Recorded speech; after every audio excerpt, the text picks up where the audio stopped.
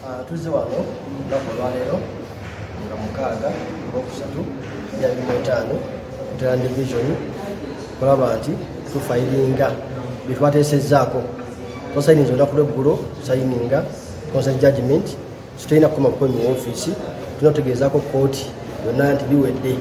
tulale twogerako tusayininze tibiwedde ate biwedde bulungi so zireeta tufayiringe ffenna nga tuli wamu so kibaddiza olunaku olwaleero. Okay. Ladies first. Oyogera ki ku bibadde wano biki kati how do you feel? Twebaza Katonda nti ensonga zaawedde.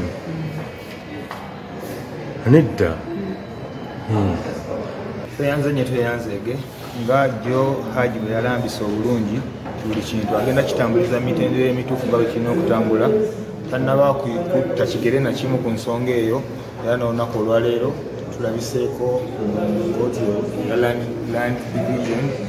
gye tugenda okumaliririza ensonga ez'emisango egyali gireeteddwayo byonna byonna abikutte ekisajja kikulu tutuuseewo nga musajja wa kitiibwa nnyo ne bamuwa ekitiibwa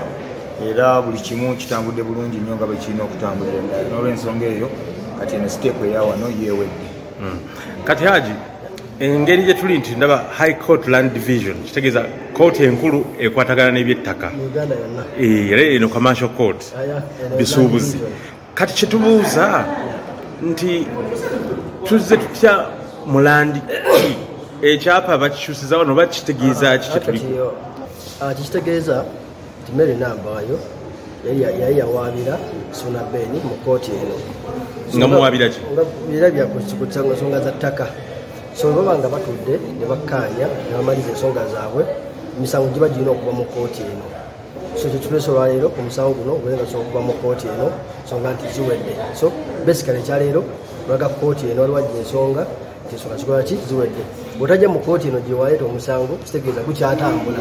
baba tebamanyi bikiri mutuuseeko so tulina okuba brief oba kitemukoze kitemutuuseeko baba nga bakola emirimu emirala kubanga kooti emu emisango mingi so sagala ate ne guno gubeere ku gimu ku egyo egimenya kooti so kubanga tumaliriza mu kkaanya kuba gulina okuvaayo ate mu bwangu ddala.